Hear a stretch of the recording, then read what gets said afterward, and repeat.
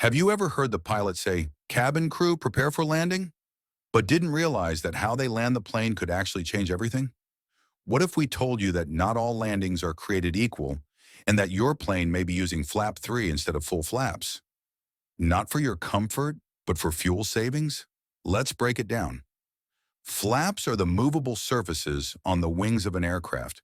During landing, they are extended to increase lift and drag, allowing the plane to descend steeply but slowly and land safely.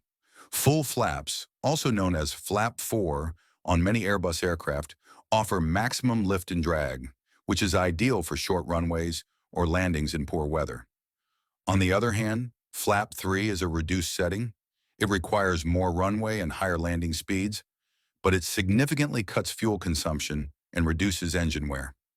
From a safety standpoint, both are within acceptable limits.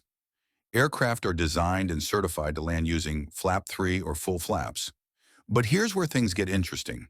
According to FAA Advisory Circular 25-7D, landing configurations must comply with manufacturer certification standards and must ensure the aircraft can safely stop within the available runway length, plus a 15% margin.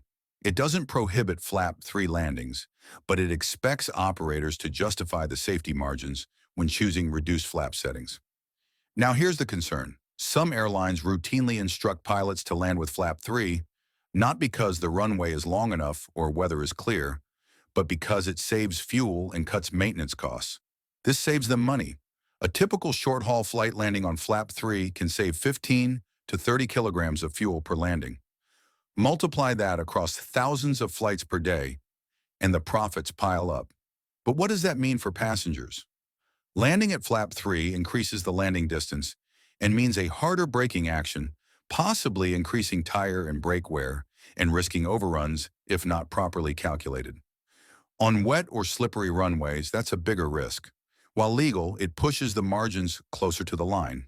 And unless passengers check the airline's operational manual or pilot disclosures, they'd never know.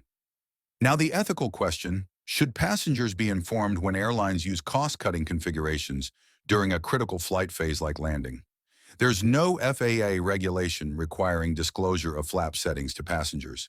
And for the most part, even pilots aren't allowed to talk openly about airline cost-saving policies in public.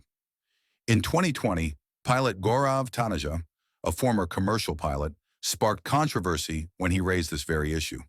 He claimed that certain landings were being performed in ways that prioritized fuel economy over passenger safety margins.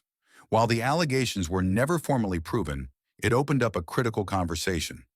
When does operational efficiency cross the line into risk?